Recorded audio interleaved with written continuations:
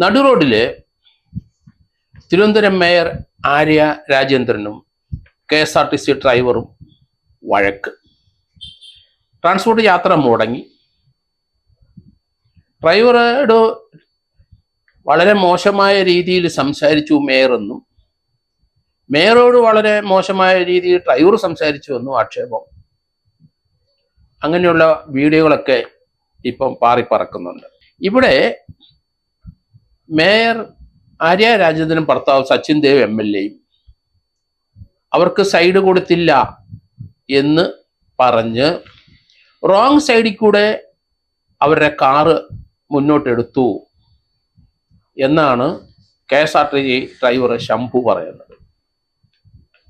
അദ്ദേഹം റോങ് സൈഡിൽ കൂടെ കാറ് കയറി വരുന്നത് കണ്ടപ്പം വണ്ടി നിർത്തി, ചൂടായി. സ്വാഭാവികമാണത്. അപകടം ഒഴിവാക്കണ്ടേ? ഒന്നാമതെ KSRTC ഡ്രൈവർമാർ വഴി കേട്ടുകൊണ്ടിരിക്കുകയാണ് സന്ദർഭമാണ്. റോഡിന് വീതിയില്ല, കാറുകളും വാഹനങ്ങളും റോഡ് നിറഞ്ഞൊഴുകുകയാണ്. ഇത്രയും നീളവും വീതിയുള്ള വണ്ടി ഇതിൻ്റെ ഇടയിൽ കൂടെ ഓടിക്കണം. KSRTC ഡ്രൈവർമാരെ സമ്മതിക്കണം. അത് തന്നെയല്ല, അവരുടെ മാനസിക സംഘർഷങ്ങൾ നമ്മൾ കണക്കാക്കണം. പ്രത്യേകിച്ച് ഒരു MLA യും ഒരു മേയറും ഒക്കെ ആ KSRTC ഡ്രൈവർമാരുടെ അവർ എത്രയോ ദൂരെ നിന്ന് വണ്ടി ഓടിച്ചു വരുന്നവരാണ്. ഈ വണ്ടി തന്നെ തൃശ്ശൂരിൽ നിന്ന് ട്രിവാൻഡ്രത്ത് വന്നതാണ്. അതിലെ യാത്രക്കാരെല്ലാം ടിക്കറ്റ് റിസർവ് ചെയ്തിട്ടാണ് അവർ കയറിയിരിക്കുന്നത്. തിരുവനന്തപുരത്ത് ഇറങ്ങാൻ പറ്റിയില്ല. 2-3 കിലോമീറ്ററിന് ഇപ്പുറത്ത് വെച്ച് വണ്ടി തടഞ്ഞു, വണ്ടി നിർത്തി, യാത്രക്കാർ പെഴുവഴിയിലായി. ആരാണ് സമാധാനം പറയേണ്ടത്? KSRTC പറഞ്ഞേ പറ്റുള്ളൂ, അല്ലെ ഗവൺമെന്റ് പറഞ്ഞേ പറ്റുള്ളൂ.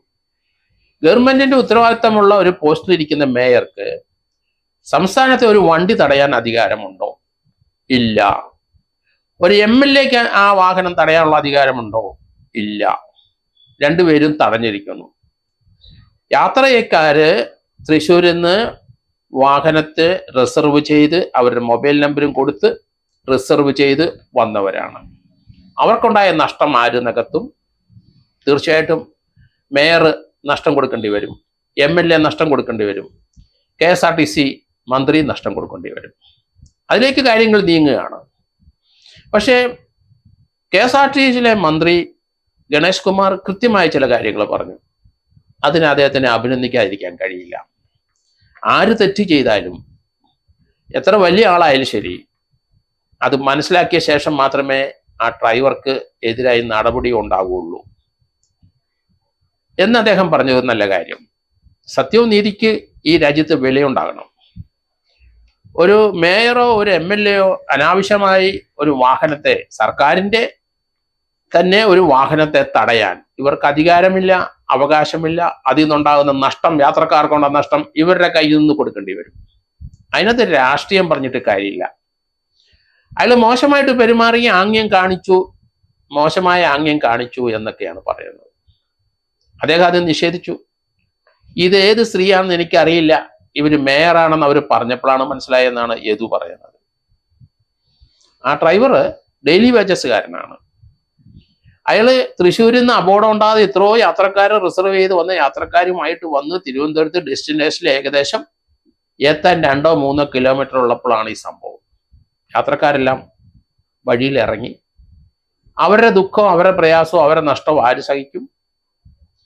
ഒരു MLA അല്ലെങ്കിൽ ഒരു മേയറോ അല്ലെങ്കിൽ ഒരു മന്ത്രിയാണെങ്കിൽ നമ്മൾ യഥേഷ്ടം നഷ്ടം സഹിക്കണോ? നമ്മുടെ സുരക്ഷിതത്വത്തിനും നമ്മുടെ യാത്രയ്ക്കും ഒക്കെ വേണ്ടിയിട്ടല്ലേ എല്ലാവരും ഈ പൊസിഷനിൽ ഇരിക്കുന്നത്. ഒരു ഡ്രൈവറോട് തട്ടിക്കയറി കഴിഞ്ഞപ്പം അവിടെ അതിൻ്റെ 10-60 യാത്രക്കാരുടെ കാര്യം മറന്നുപോയി എല്ലാവരും. അതെന്തായാലും ഈ നാട്ടിൽ ഇനി വിലപ്പോവില്ല. ആ യാത്രക്കാരുണ്ടായ നഷ്ടം തീർച്ചയായിട്ടും മേയറിൽ നിന്നും MLA നിന്ന് ഈടാക്കേണ്ടി വരും. അത് ട്രാൻസ്പോർട്ടിൽ നിന്നല്ല ഈടാക്കേണ്ടത്. ട്രാൻസ്പോർട്ട് അതിന് തീർച്ചയായിട്ടും നടപടി സ്വീകരിക്കണം. ആ ഡ്രൈവറുടെ ഭാഗം കൃത്യമാണ് എന്ന് ആ വണ്ടിയിലെ യാത്രക്കാരെല്ലാം പറഞ്ഞു. ആ വണ്ടിയിലെ ഡ്രൈവർ പറയുന്നു. ആരെ വിശ്വസിക്കണം നമുക്ക്? മേയറെ അവിശ്വസിക്കേണ്ട കാര്യമില്ല. പക്ഷേ മേയർ റോങ് സൈഡിൽ കൂടെ വണ്ടി കൊണ്ടുവന്ന് മുന്നിൽ കയറി എന്ന് ഡ്രൈവർ പറയുന്നു. അത് ശരിയാണെങ്കിൽ മേയർക്കെതിരായിട്ട് നടപടി വേണം, MLA ക്കെതിരായിട്ട് നടപടി വേണം. അതിന് മാറ്റമൊന്നുമില്ല. അത് രാഷ്ട്രീയപരമായി കുറെ ഡിവൈക്കാർ മേയറെ വന്ന് സപ്പോർട്ട് ചെയ്ത് പോലീസിനെ വിളിച്ചു കൊണ്ടുവന്ന് ഡ്രൈവറെ അറസ്റ്റ് ചെയ്യാൻ ശ്രമിച്ചത് നിയമവിരുദ്ധമാണ്, ശരിയായില്ല. ഏതായാലും ന്യായത്തിന്റെ കൂടെ നിൽക്കുകയുള്ളെന്ന് ഗണേഷ് കുമാർ പറഞ്ഞത് വളരെ നല്ല കാര്യം. ഒരു മന്ത്രി വളരെ ധൈര്യസമേതം തെറ്റും ശരിയും മനസ്സിലാക്കി പ്രവർത്തിക്കാൻ തയ്യാറാകുന്നു എന്നാണ് ഇതിൽ നമ്മൾ മനസ്സിലാകുന്നത്. ആ ഡ്രൈവറുടെ ടെൻഷൻ നമ്മൾ ആലോചിക്കണം. ഈ യാത്രക്കാരെയും കൊണ്ട് തൃശ്ശൂരിൽ നിന്ന് വണ്ടി ഓടിച്ച് തിരുവനന്തപുരത്ത് വരുന്ന അവരുടെ ടെൻഷൻ വളരെ സുഖമായുള്ള ഒരു ജോലിയാണെന്നാണ് എല്ലാവരുടെയും ധാരണ. അതിനകത്ത് യാത്ര ചെയ്യുന്നവരുടെ ജീവനും ഇവയാളുടെ കയ്യിലാണ്. ആ ഡ്രൈവറുടെ ഒപ്പം സഞ്ചരിക്കുന്ന ഒരു കണ്ടക്ടറുണ്ട്, അദ്ദേഹത്തിനും ടെൻഷനുണ്ട്. പക്ഷെ വണ്ടി ഓടിക്കുന്നയാള് സുരക്ഷിതമായി ട്രിവാൻഡ്രത്ത് ഏകദേശം ഈ 300-310 കിലോമീറ്ററോളം ഓടിച്ച് തിരുവനന്തപുരത്ത് കൊണ്ടുവരിക എന്നുള്ള വളരെ ശ്രമകരമായ ജോലിയാണ്. ആ ജോലി തീരാൻ പോകുമ്പോൾ ഒരു ആശ്വാസമാവും. ആ സമയത്താണ് വലിയൊരു പാര വന്നു ചേർന്നിരിക്കുന്നത്.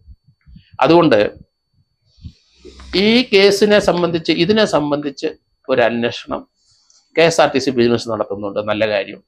അവർ നടത്തിയ ശേഷം മാത്രമേ ഡ്രൈവർക്കെതിരായിട്ട് എന്തെങ്കിലും നടപടി ഉണ്ടെങ്കിൽ, മേയറാണ് തെറ്റുകാരി എന്ന് KSRTC വിജിലൻസ് കണ്ടെത്തിയാൽ നടപടി ഉണ്ടാകണം. വൺ സൈഡഡ് ആയിരിക്കരുത്. പോലീസ് ആ ഡ്രൈവറെ അറസ്റ്റ് ചെയ്യാൻ വന്നിരിക്കുന്നു. അവിടെ ഒരു മേയർ റിപ്പോർട്ടിൽ അത് പോലീസിന് പ്രൈമാഫേസിയെ ബോധ്യപ്പെടാതെ എങ്ങനെയാണ് ഒരു ഡ്രൈവറെ അറസ്റ്റ് ചെയ്യുക? ഏത് യൂണിയൻ ആയാലും ശരി, KSRTC ഡ്രൈവർമാരുടെ ജോലി ഭാരവും അവരുടെ ജോലിയുടെ റിസ്ക്കും അവരുടെ ടെൻഷനും നമ്മൾ മനസ്സിലാക്കണം. അതിനകത്ത് നമ്മൾ പലപ്പോഴും അവരെ കുറ്റപ്പെടുത്തുകയും പഴി പറയുകയും ഒക്കെ ചെയ്യും സർവ്വസാധാരണം. പക്ഷേ അതുങ്ങളുടെ ടെൻഷൻ നമ്മൾ മനസ്സിലാക്കണം. ഓരോരുത്തരുടെ എത്ര പേര്, 10-60 പേരുടെ ജീവനാണ് കയ്യിലിരിക്കുന്നത്. വാഹനം തെറ്റായിട്ട് എവിടെയെങ്കിലും ഓടിപ്പോയിട്ടുണ്ട്, മറ്റു വാഹനത്തിൽ കയറിയാലും അവരുടെയും ജീവൻ ഇയാളുടെ കയ്യിലാണ് ഇരിക്കുന്നത്. അതുകൊണ്ട് ഗണേഷ് കുമാർ തീർച്ചയായിട്ടും ഇതിനെ സംബന്ധിച്ച് സത്യസന്ധമായ ഒരു നടപടി KSRTC വിജിലൻസ് റിപ്പോർട്ട് കിട്ടിയ ശേഷം മാത്രമേ ഉണ്ടാവുള്ളൂ. ആ ഡ്രൈവറെ രക്ഷിക്കണമെങ്കിൽ തീർച്ചയായിട്ടും രക്ഷിക്കണം. ഡെയിലി വേജസ്സുകാരനാണ്, അയാളെ ഏത് സമയം വേണേൽ പിരിച്ചുവിടാം. അതിലേക്കൊന്നും പോകരുത്. കാരണം ആരുടെ ഭാഗത്താണ് തെറ്റ്? നമ്മൾ ആ സംഭാഷണം മുഴുവൻ കേട്ടിട്ടുണ്ട്. അത് വളരെ വൈറലായി പോയിട്ടുണ്ട്. അയാളുടെ ഭാഗത്തുനിന്ന് ഒരു തെറ്റ് അയാൾ മറുപടി പറഞ്ഞിട്ടുണ്ട്. ആരാന്നറിയില്ല, തെറ്റായിട്ട് വാഹനം ഓടിച്ചുകൊണ്ട് വന്ന് റോങ് സൈഡിലേക്ക് കയറിയിട്ടുണ്ടെങ്കിൽ വളരെ അധികം അവർ ശോഭിക്കും. അങ്ങനെ ശോഭിച്ച് സംസാരിച്ചുണ്ടാവും. അത് തെറ്റ് കാണിച്ചാൽ ആരായാലും ശരി, ഏത് മന്ത്രി ആയാലും ശരി, ഒരാള് ശോഭിച്ച് സംസാരിച്ച് എന്താണ് കുറ്റം? അതിനത് കുറ്റം പറയാൻ ഒക്കില്ല. ഏതായാലും ഡ്രൈവറെ യദുവിനെതിരായിട്ട് തൽക്കാലം നടപടിയൊന്നും എടുത്തില്ല മന്ത്രി ഗണേഷ്. അത് നന്നായി. അതുകൊണ്ട് കൃത്യമായ ആരുടെ ഭാഗത്താണ് തെറ്റ് എന്ന് കണ്ടെത്തിയ ശേഷം മാത്രമേ ഇതിനൊരു നടപടി ഉണ്ടാവുകയുള്ളൂ. ഇല്ലെന്നുണ്ടെങ്കിൽ യാത്രക്കാർക്ക് നഷ്ടപരിഹാരം കൊടുക്കേണ്ടി വരും. അത് മേയറുടെ നിന്നും MLA-യിൽ നിന്ന് ഈടാക്കാനായിട്ട് മന്ത്രി ശ്രമിക്കണം എന്നാണ് ഞാൻ അഭ്യർത്ഥിക്കുന്നത്.